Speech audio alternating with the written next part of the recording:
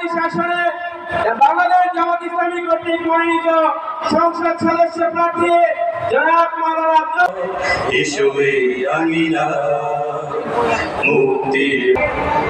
ইসলামী সঙ্গীত পরিবেশন করবেন আশুলিয়া থানার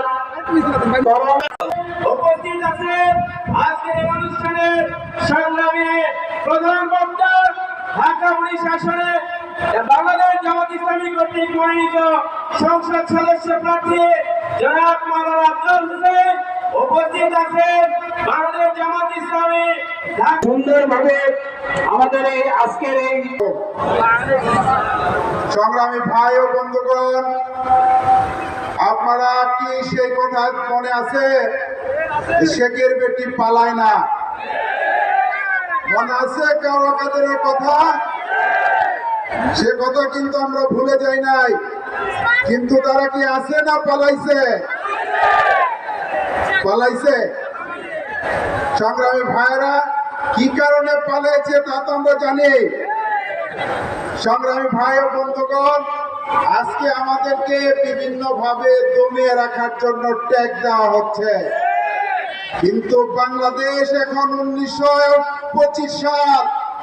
এদেশের মানুষ ট্যাগের রাজনীতিকে বিশ্বাস করে না। ট্যাগ দিয়ে বেশি দিন আগামী দিনে এদেশের শাসক শাসনভার গ্রহণ করে এই জাতি যদি জামাত ইসলামীকে সেবক হিসাবে রাষ্ট্র ক্ষমতা অধিষ্ঠিত করে, তাহলে জামাত ইসলামী এদেশের অবকাঠামোর পরিবর্তন করবে ইনশাআল্লাহ।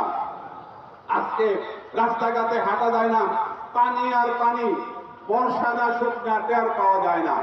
এই জন্য আমাদের রাস্তাঘাট যা আছে সরকারি টাকা দিয়ে জামাত ইসলামী যদি এদেশের শাসনভার গ্রহণ করে, তাহলে মানুষের যাতায়াত ব্যবস্থাকে নির্বিঘ্ন করা হবে। আমরা কয়েকদিন আগে দেখেছি আশুলিয়া থানার সামনে রিক্সা উল্টায় দিয়ে লরির নিচে পড়ে 3 জন লোক মারা গিয়েছে। জামাত ইসলামী রাস্তাঘাটে উন্নয়ন করবে, জামাত ইসলামী এদেশের বিদ্যুৎ ব্যবস্থার উন্নয়ন করবে, জামাত ইসলামী এদেশের সন্ত্রাস মুক্ত একটি রাষ্ট্র কায়েম করবে। তাই আসুন আগামী দিনের নির্বাচনে, ফেব্রুয়ারি যে নির্বাচন হবে,